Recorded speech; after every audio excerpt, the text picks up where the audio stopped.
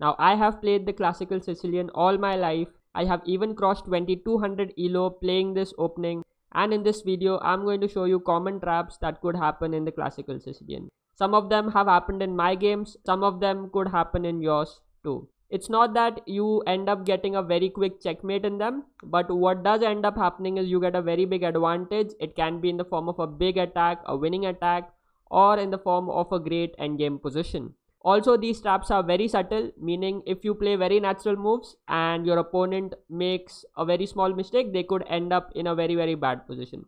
You don't have to make any artificial moves. These are very natural moves. I'm also going to show you how to avoid falling into these traps. So do watch the video till the very end and let's begin. The first trap that I'm going to show you is known as the Magnus Smith trap. It actually happened in one of my games. I was playing with the white pieces. This was a very serious game. It was played in a FIDE rated tournament. E4, E4, C5, knight f3, D6, D4 takes, and we have the starting position of the Classical Sicilian. Now here white has many choices, as you'll soon see. The two most popular ones are bishop g5 and bishop c4. In the game I decided to go with bishop to c4. Now the best move for black in this position is to play e6, or they also can play the move queen b6 attacking the knight. These are the two main options. But in the game my opponent decided to play the move a6, which is a mistake and which marks the beginning of the Magnus Smith trap. So here after a6 I knew the right way to execute this trap, so I played the move knight into c6, and now my opponent has to take back the knight, and because black has not played the move e6 and the fact that black's queen is on this same file as white's queen, white has a very powerful move with e5. This knight is attacked, and now if black captures this pawn, the trap is there is bishop into f7 check, meaning we deflect the king and we take this queen, and white is winning. Okay, white has an extra queen. Okay, so that's the reason why, you know, black shouldn't play the move a6 and they should first try to go queen b6 or e6. So a6 happened, knight c6, bc6, e5. My opponent obviously figured out that he cannot capture d5, so he played knight to g4. And now this is where many players, they will have to start to think on their own what to do.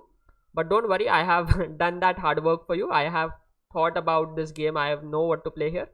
You play the move e6 with white, which is what I played in the game. Now after e6, you cut off this bishop from protecting this knight, which means the queen can instantly capture this knight here. So after e6 in the position, black decided to go with the move f5, protecting this knight. After f5, I castled. Black played d5, which is a very big mistake. Now can you find what to play for white? Okay, so remember, whenever you are ahead in development and let's say your opponent's king is stuck in the center, you want to look for ways to open the position. So in this game, in this position, I played the move knight into d5. Now this is a knight sacrifice, but the thing is this king is coming under a huge attack very quickly. My opponent took c into d5, bishop into d5. Now there is an attack on this rook, and at the same time there is a threat of giving bishop c6 check and a very nasty check to the king. So my opponent decided, okay, he can save that check with the move queen to c7. Not only he's saving this check, but he's also threatening a checkmate here, okay, with the queen and knight. So you have to be watchful for that. Next move, he can play bishop b7 and save his rook. But white has a very powerful move here. Can you find it? In the game, I played bishop to f4. Boom. This queen is in a very tough spot. If this queen captures the bishop, there is bishop to c6, and it's going to be a checkmate on the next move, bd7, queen d7.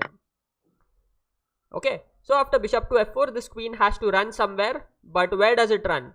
If it runs to b6, keeps an eye on this square, then it doesn't matter, because now white is simply going to capture the rook and be an extra rook up. So after bishop to f4, the position is lost, and in the game my opponent played queen a7, and after bc6 check, he very soon resigned and lost the game. Alright, so this was the first trap. If you liked it, do hit the like button and do subscribe to my channel for more such instructive content. We'll go on to the next trap now. Second trap happens in the rouser variation of the Sicilian, and once again this happened in one of my games.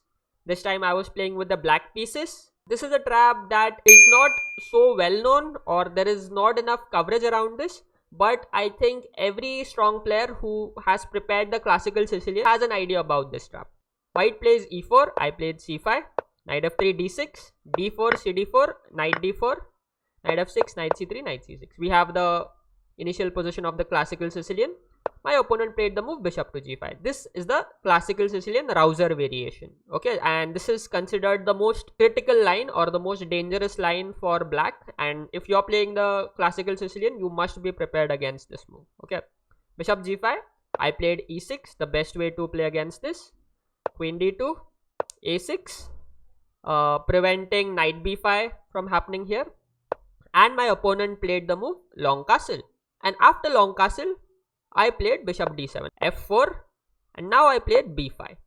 Again, this is a well-known opening theory. Now, the best move here is to take bishop f6 for white and gf6. Or it could also be to take knight c6, bc6, and then you take here and you play king b1, queen b6. I wouldn't go into the details of that right now because it would not be focusing on the main topic. But this is the main line. In the game, however, after b5, many players are tempted to play the move bishop to b5. Now, this happened not just in one game of mine, this happened in 2 games. Okay, and I'm going to show you those 2 games. Okay, bishop to b5. What white thinks is after a into b5, knight into b5, white has gained 2 pawns and he's gaining the third one. Okay, and usually 3 pawns for a piece is considered, let's say, a good compensation to have. Okay, so which is why many players play this bishop b5, a b5, knight b5 sacrifice. But the thing here is black has a very, very nice move in which black actually ends up attacking this king. There is a beautiful move here, knight to b4. Now this knight is hitting this pawn. So black is essentially counter-attacking. And at the same time, this bishop is keeping a watchful eye on this one. 2 options that I've faced from white basically. In one of them, white played the move a3. And in another one, white played the move knight into d6. We'll cover both of them. Let's begin with the move a3. Okay, if let's say white plays a3 to kick away this knight, black plays knight a2 check, hitting the king and the knight. Once this knight captures, there is bishop into b5. And now if you see, white only has 2 pawns for the black piece. White basically doesn't even have enough compensation. In the game, my opponent played e5 going into an endgame, which is even worse. d5, queen d8, rook d8, king d8, fe5, h6 happened. bf6, gf6, e6, and rook g8. All these pawns are gonna drop off soon, and with an extra piece, black is very comfortably winning. Instead of a3, as I told you, there is another option for white which happened in my game. Knight into d6 check. Black has to capture, queen captures. Yes, white has 3 pawns for a piece, but white loses one of their pawns back after knight a2 check.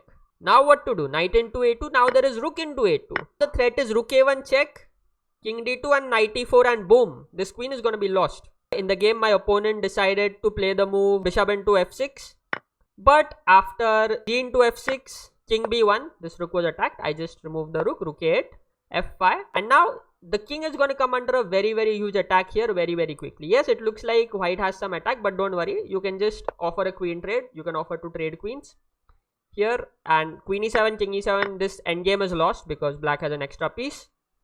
So after f5, this queen dropped g3. And now I played the move bishop to c6, opening the line for my queen to come here and boom, start an attack. And very soon I was able to win the game. I even sacrificed this bishop because after queen a7, there is just a crushing attack here. So this was the second trap. Remember, after f4, b5, with the white pieces, you don't want to take this. Okay, you don't get 3 pawns with the white pieces. Black always has knight b4 and you regain, and black regains the pawn back. The best move for white, as I showed you, is to play bf6, gf6 and continue with the main line like this. So let's move on to the next trap. Once again, it is from the Rouser variation of the Classical Sicilian. White begins with e4, c5, knight f3, d6, d4, cd, knight d, knight f6, knight c3, knight c6, bishop g5. Okay.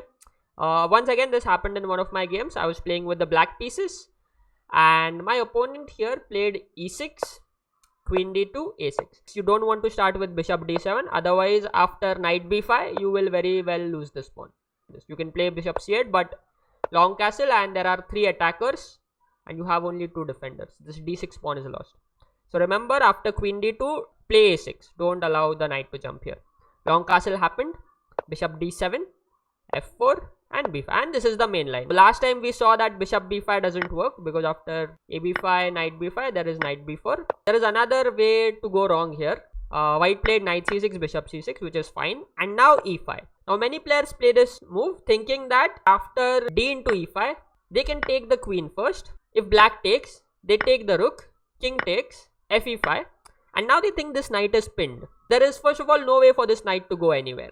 And they think they are either winning this knight or they will win a pawn. How they'll win a pawn? Because let's say black plays h6. Now white will capture this knight, which is exactly what happened in my game. Remember, if they drop back with the bishop, you can simply play g5, ask this bishop what it is doing, cut off the pin, and once the bishop moves, you can just simply save the knight.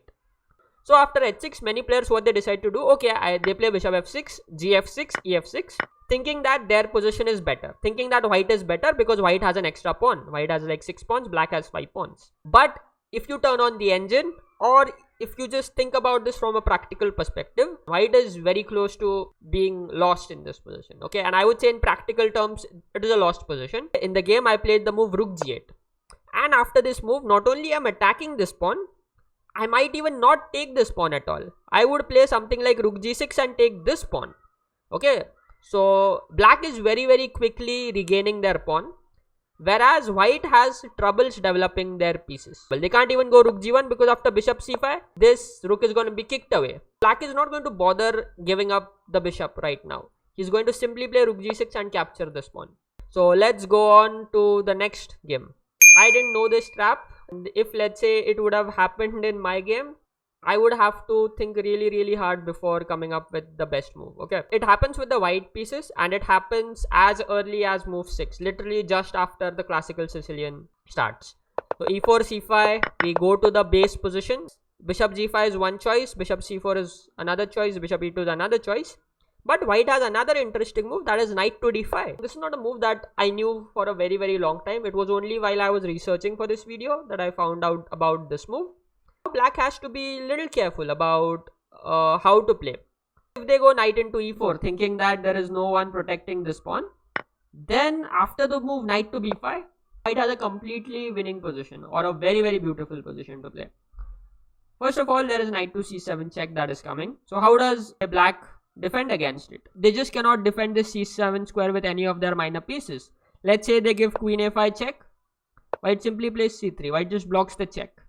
Next move, there is knight c7 coming, so black has to defend it with something like rook b8.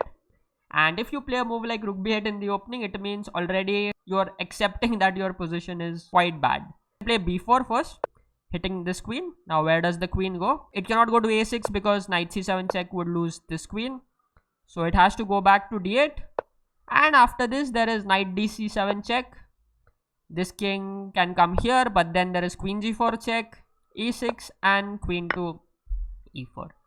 And this king is stuck in the middle of the board. This is a very huge advantage for white. So you have to be careful with black. After knight d5, best way to continue here is to play knight into d5. And after e into d5 for black, you give queen a4, a5 check, hitting this king, bishop d2, and now queen d5. But still you have to know your line, because after knight b5 there is still a threat of knight c7 check. Now what do you play? You don't want to move your king, because if you move your king, the king is going to be stuck in the center. So here black has a very nice defensive resource. They simply drop back with the queen. First you give queen e6 check. Once white develops their bishop, then you drop back with the queen to d7. Next move, let's say white plays c4, then you can kick away the knight, and then you can go about developing your pieces. Okay, white still has a small compensation for the pawn, because they have slight lead in development, and at the same time this pawn could become a weakness after bishop f4, queen d2, rook d1. But nonetheless, this position is equal and black has nothing to worry about here. So yeah, these were the traps. I hope you enjoyed watching them. If you did, do hit the like button and do subscribe to my channel for more such instructive content. Thank you very much for watching, and I'll see you in another video. Bye bye.